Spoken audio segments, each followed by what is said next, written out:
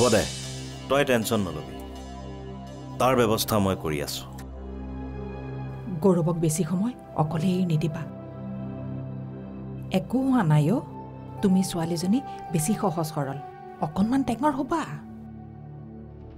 আপুনি ঠিকেই কৈছে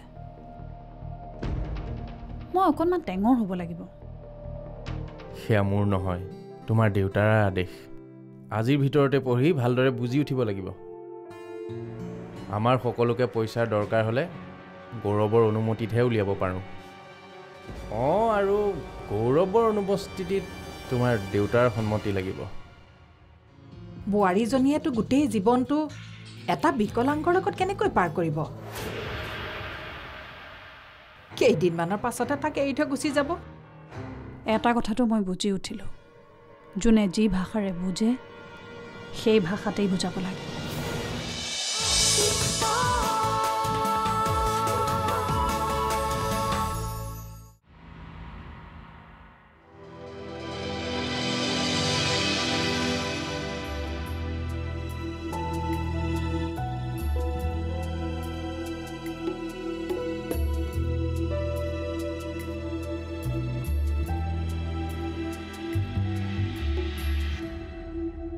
বোৱাৰী অঁ দেউতা তোমাৰ লগত মোৰ অলপ কথা আছে চাওঁ এইফালে আহচোন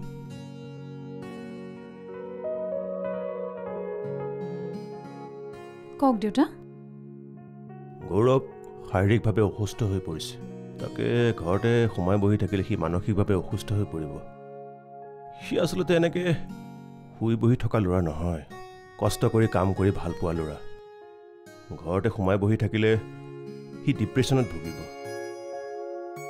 তুমি চাগে অনুভৱ কৰিছাই সি মাজে মাজে খিংখিঙীয়া স্বভাৱৰ হৈ পৰিছে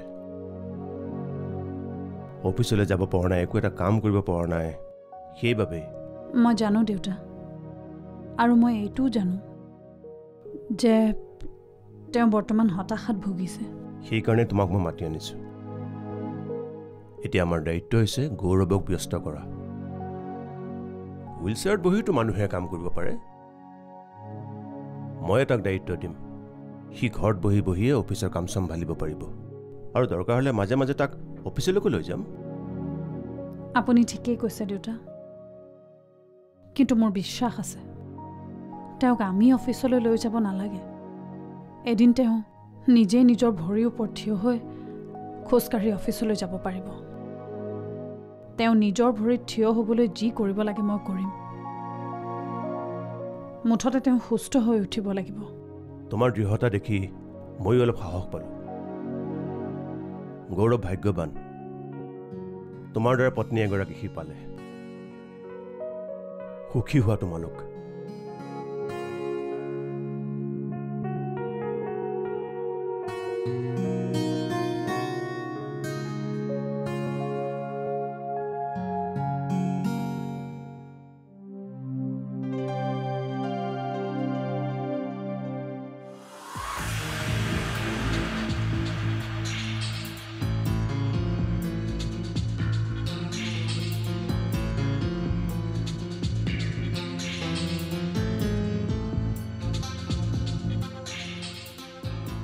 থ্যাংক ইউ দাদা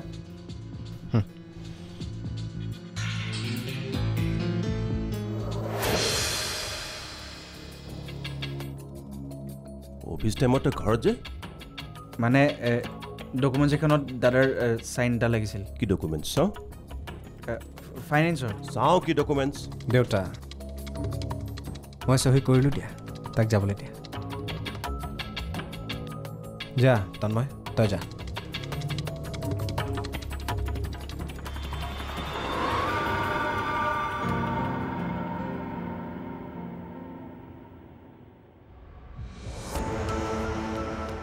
ভালদৰে চাই চিতি লৈছেনে নাই কি ডকুমেণ্টছ আছিল চাইছোঁ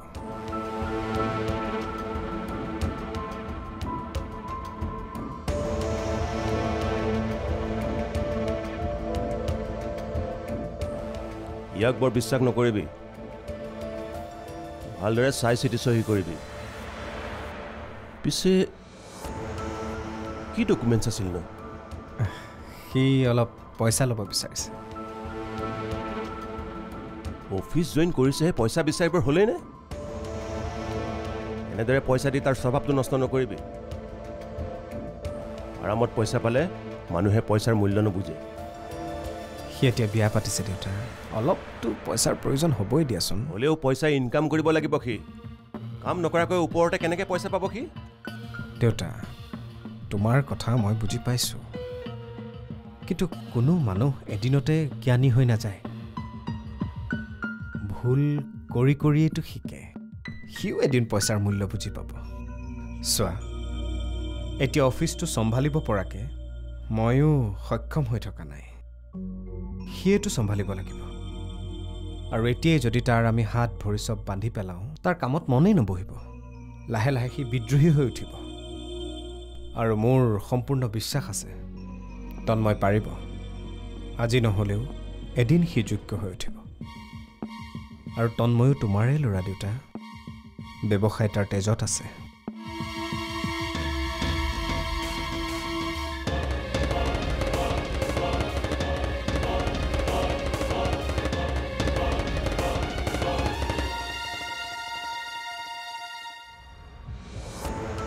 মই জানো তই কিয় তেনেকৈ কৈছ তই আচলতে হাৰ মানিছ তোৰ বেমাৰটোৰ আগত কিন্তু মই হাৰ মনা নাই পাহাৰীয়ে হাৰ মনা নাই তই খুব সোনকালে সুস্থ হবি আৰু তই ব্যৱসায় চম্ভালিবি হ'ব পাৰে তন্ময় মোৰে ল'ৰা কিন্তু মোৰ তোৰ ওপৰতহে বিশ্বাস আছে তইহে মোৰ যোগ্য উত্তৰাধিকাৰী তন্ময় নহয়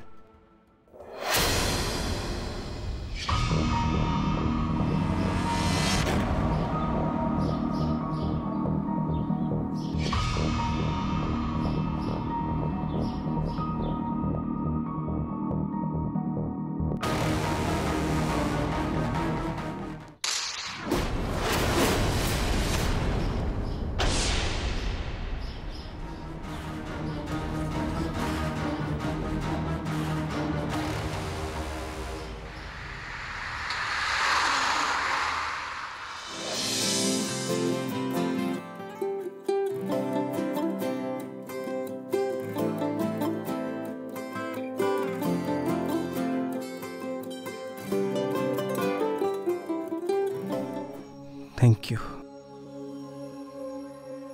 তোমাৰ বাবে জীয়াই থকাৰ সাহস পাইছোঁ এতিয়া মোৰ জীৱনটো কেৱল তোমাৰ নামত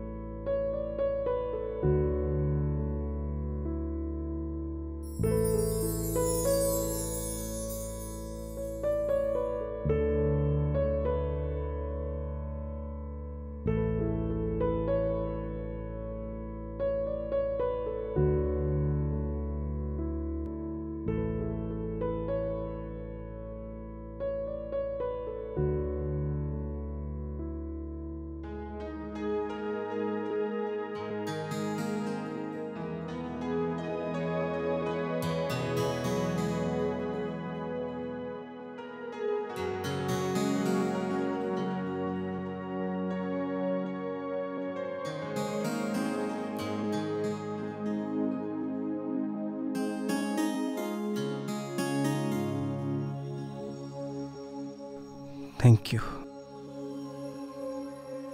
তোমাৰ বাবে জীয়াই থকাৰ সাহস পাইছোঁ এতিয়া মোৰ জীৱনটো কেৱল তোমাৰ নামত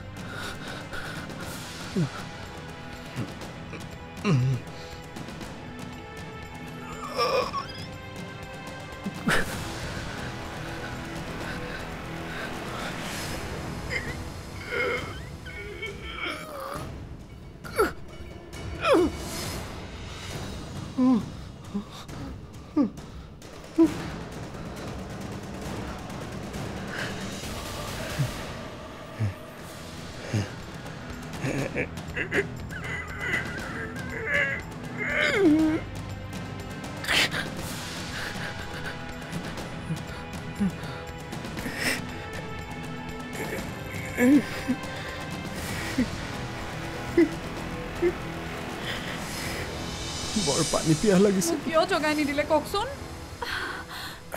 তুমি শুই আছিলা ডিষ্টাৰ্ব দিবলৈ ভাল নালাগিল নিজে অকণ চেষ্টা কৰি চাই এতিয়া উঠকচোন প্লিজ অকণমান উঠিবলৈ চেষ্টা কৰকচোন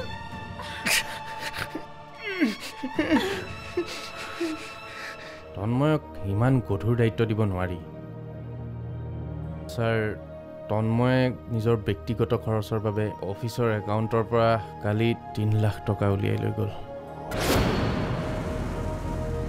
ছাৰ কথাবোৰ কোৱাৰ বাবে বেয়া নাপাব ছাৰ মানে আপোনাক ভাল পাওঁ কাৰণেহে নাই নাই তোমাক কিয় বেয়া পাম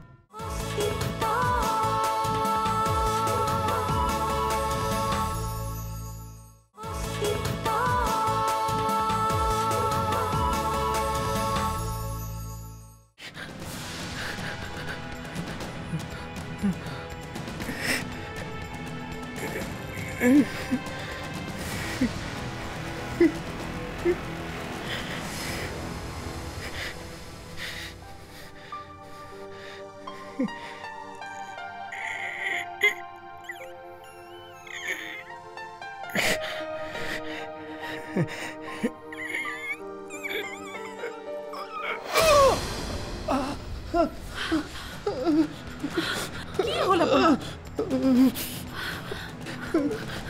চাওঁ উঠকচোন কি হ'ল আপোনাৰ কেনেকৈ ইয়াত পৰিলে বিছনাৰ পৰা উঠিবলৈ চেষ্টা কৰিছিলোঁ বৰ পানী পিয়াহ লাগিছে কিয় জগাই নিদিলে কওকচোন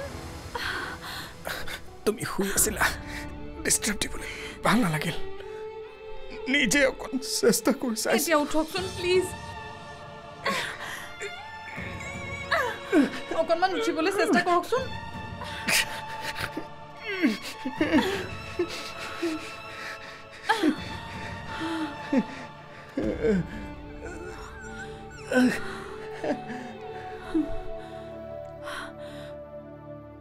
এতিয়াৰ পৰা কিবা প্ৰয়োজন হ'লে আপুনি মোক ক'ব অকলে উঠি নাযাব ৰ'ব মই আপোনালৈ পানী এগিলাচ আনো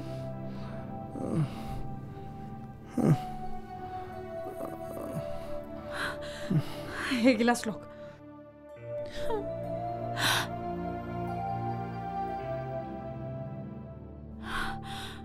আৰু খাব নেকি পানী সানি আছো ৰ'ব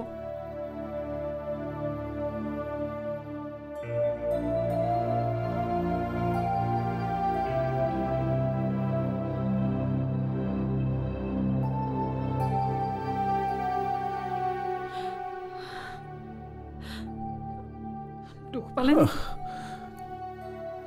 নাই হাতত দুখ পালে? নাই পোৱা। কিয় এনেকুৱা কৰে কওকচোন?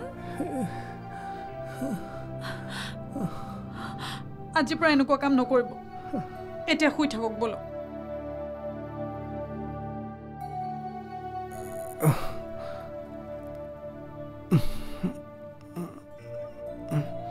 লাহেকে।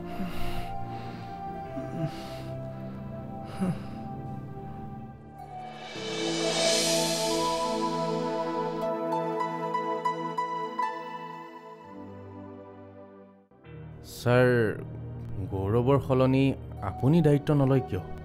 মই হেড অফিচৰ দায়িত্ব ল'লে বাহিৰৰ কামবোৰ কোনে চম্ভালিব?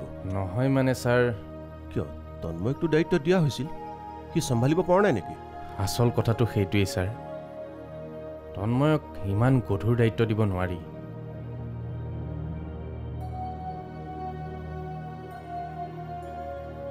ছাৰ তন্ময়ে নিজৰ ব্যক্তিগত খৰচৰ বাবে অফিচৰ একাউণ্টৰ পৰা কালি 3 লাখ টকা উলিয়াই লৈ গ'ল।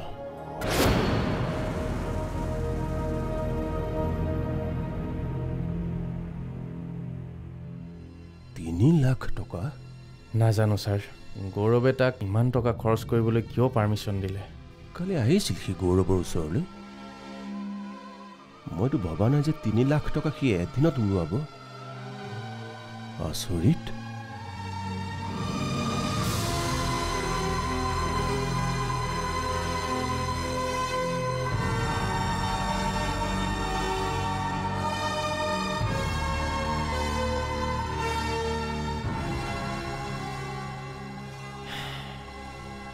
সেইবাবে কৈছোঁ ছাৰ, তন্ময় সিমান যোগ্য হৈ উঠা নাই যে সি এই কোম্পানীটো চম্ভালিব পাৰিব। আপুনি কিবা এটা চিন্তা কৰক ছাৰ, নহ'লে কোম্পানীটো দেউলীয়া হ'বলৈ আৰু বেছি সময় নালাগিব। তুমি যোৱা, মই চিন্তা কৰিম এই বিষয়ে। ঠিক আছে ছাৰ, কথাবোৰ কোৱাৰ বাবে বেয়া নাপাব ছাৰ, মানে আপোনাক ভাল পাওঁ কাৰণেহে। নাই নাই, তোমাক কিয় বেয়া পাম? তুমি মোৰ এজন বিশ্বাসযোগ্য এমপ্লয়ী। তুমি কৈছা যেতিয়া কথাটো চিন্তনীয়। হয় ছাৰ, থেংক ইউ। আহিছোঁ।